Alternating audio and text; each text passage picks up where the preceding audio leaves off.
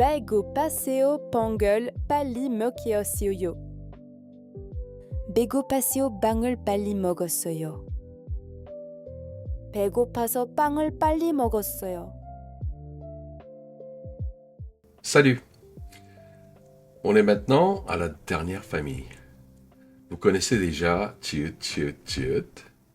Vous connaissez Kiok, Kiuk, Sangyok.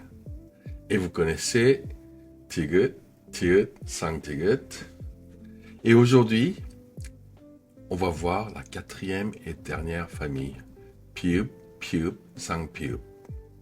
Même principe, même logique, 3 sons, un de base, un avec du souffle, un tendu. Si vous avez regardé les 3 premières vidéos, vous savez déjà comment ça marche. Cette vidéo va aller vite. Et si votre première vidéo de prononciation est ici, pas de panique, je vous explique tout depuis le début. Et c'est parti. Ces 3 sons viennent du même endroit, les lèvres. Ce sont des sons labiaux. Encore un grand mot pour une idée simple. Vous fermez les lèvres, vous bloquez l'air et vous le relâchez. Exactement quand vous dites B ou P en français. Sauf qu'en coréen, ce même endroit produit 3 sons différents. Pas 1, pas 2 ou 3. Voici les 3. Piup, le son de base entre B et P. Léger, pas de souffle, absolument neutre. Piup, le son aspiré. Un P fort avec beaucoup de souffle. Posez la main devant la bouche, vous devez sentir l'air. Sangpiup, le son tendu. Un P sans aucun souffle. Lèvres qui se ferment fort. Tension et relâchement brusque. Sec, bloqué. Vous connaissez ce système. C'est exactement pareil pour toutes les familles. Sons de base sont aspirés et sont tendus. Une fois qu'on a compris ça, tout le coréen devient logique. Commençons par le premier son, piup, le plus simple des 3. Piup se prononce entre B et P, léger, sans souffle, sans tension. Les lèvres se ferment doucement et s'ouvrent. Pas de force, pas d'énergie excessive, juste un son neutre. En début de mot, piup sonne plutôt comme un B léger. Entre 2 voyelles, il devient encore plus doux, presque un V dans certains cas. Exemple, répétez après moi. Pada, pada, pada. C'est la mer. Le piup initial est léger. Pa, ta, il n'y a pas de souffle. Pap, pap, pap. C'est le riz, le repas. Un des mots les plus importants du coréen. Vous vous souvenez, Pamoroso, tu as mangé? La façon coréenne de dire je pense à toi, le piup du début, léger et doux. P, P, P. C'est le ventre, ou le bateau, ou la poire, selon le contexte. 3 sens très différents, même mot, le piup initial, toujours léger. Pom, pom, pom. Le printemps. Un des mots les plus poétiques du coréen. Pomi wasseyo. Le printemps est arrivé. Le piup doux du début. Posse, posse. Le bus. Un mot emprunté à l'anglais. Vous reconnaissez, et le piup initial léger entre B et P. Mais de temps en temps, les Coréens disent posse au lieu de posse. L'erreur fréquente des Français, c'est de mettre trop de souffle et transformer piup en piup, sans le vouloir. Pas de souffle, juste les lèvres qui s'ouvrent doucement. Piup se prononce avec un souffle d'air fort. Posez la main devant la bouche. Vous devez sentir un jet d'air chaud quand vous dites piup. La bougie doit vaciller. C'est le même principe que kyuk et tiut. Les aspirés soufflent toujours. Et celui-là, les Français le réussissent assez bien. parce que le P français en début de mot ressemble déjà pas mal au piup coréen. Exemple, répétez après moi. Pa, pa, c'est la ciboulette. Les oignons verts, ingrédient incontournable de la cuisine coréenne. Pajeon, pajeon, la galette aux oignons verts. Celle qu'on mange quand il pleut. Le piup avec un beau souffle. Pyeonijum, pyeonijum, pyeonijum. Le convenience store. Le GS25, le CU, le 7-Eleven, les petites épiceries ouvertes 24 heures sur 24 à Séoul. Vous en aurez besoin à chaque coin de rue. Le piup initial, soufflé, prononcé. Pizza, pizza, pizza. C'est la pizza. Emprunté de l'anglais, facile à reconnaître. Le piup avec du souffle. Prodo. Proto. Prodo. Le raisin. Très populaire en Corée. Les Coréens adorent les raisins. Surtout les raisins muscats. Le piup au début. 풍선. 풍선. 풍선. C'est le ballon. 풍선, c'est le mot pour les ballons de fête. Les ballons gonflables. Le piup avec un souffle, presque comme si vous souffliez dans un ballon. La différence avec piup, la main devant la bouche encore une fois. Pa, il n'y a pas de souffle. Pa, souffle prononcé. Simple et clair. Le troisième son, sangpiup. Le plus difficile des trois, et celui que les Français produisent le moins naturellement. Sangbiup est une consonne tendue, aucun souffle du tout.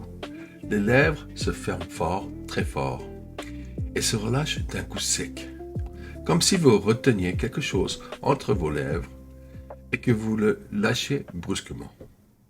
Même énergie que sanggyup, sangtigut, sangtiut. Les autres consonnes tendues, mais cette fois avec des lèvres au lieu de la langue. Pour le produire, fermez les lèvres fort. Créez une tension et relâchez d'un coup, sans laisser sortir le moindre souffle d'air. Sec, brusque. Je vous donne des exemples. Répétez après moi.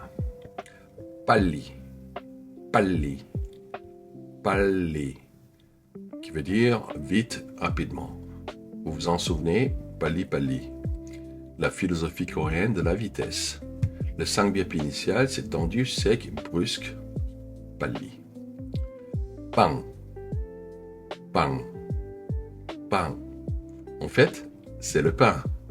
Le mot coréen pour le pain emprunté du français. Pain à l'époque de l'influence française. Et oui, les Coréens adorent les boulangeries. Il y en a partout à Séoul. Le sangbiup au début, pang. 뻔뻔하다, 뻔뻔하다, 뻔뻔하다. Être sans gêne, avoir du culot. Deux piup, sangbiup dans le même mot. Un bon entraînement. 빽빽하다, 빽빽하다, 빽빽하다. Être serré, être dense. Comme une foule très compacte dans le métro de Séoul aux heures de pointe. Deux sangbiup encore.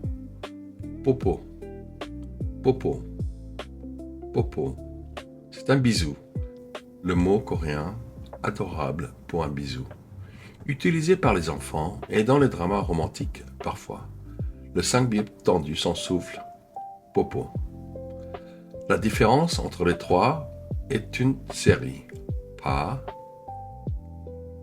léger neutre, pa, souffle fort, pa, tendu sec, aucun souffle. Comme toujours, confondre ces trois sons change le sens des mots, parfois de façon drôle.